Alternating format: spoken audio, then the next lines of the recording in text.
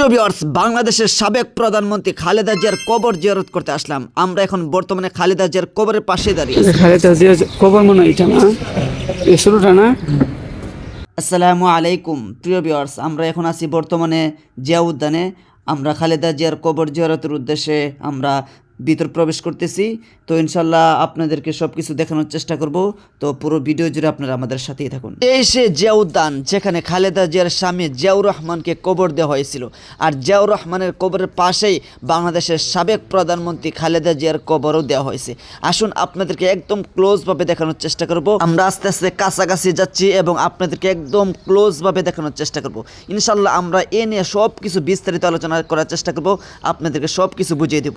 এই যে দেখতে পাচ্ছেন এখন বড় একটি কবর, সেটা হচ্ছে জিয়াউর রহমানের কবর, এবং এর এই পাশে আপনারা দেখতে পাচ্ছেন নিচু আরেকটি কবর, সেটা হচ্ছে বাংলাদেশের সাবেক প্রধানমন্ত্রী খালেদা জিয়ার কবর। অর্থাৎ স্বামী স্ত্রী কবরকে একদম পাশাপাশি করা হয়েছে।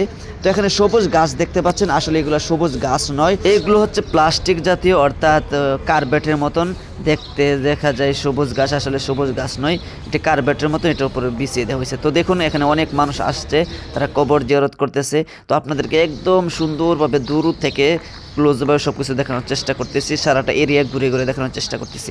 তো এখানে দেখুন দুজন হুজুর, তারা কোরআন শরীফ তেলাওয়াত করতেছে, অর্থাৎ খালেদা জিয়ার জন্য খতম করতেছে।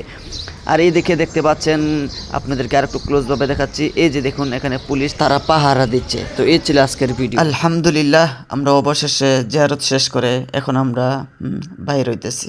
সর্বশেষ আমি একটি কথাই বলবো, দল মত নির্বিশেষে আমরা সকলেই কিন্তু কবরের যাত্রী। অতএব পূর্বের সব কিছু বাদ দিয়ে আমরা সকল কবরবাসীর জন্য দোয়া করি।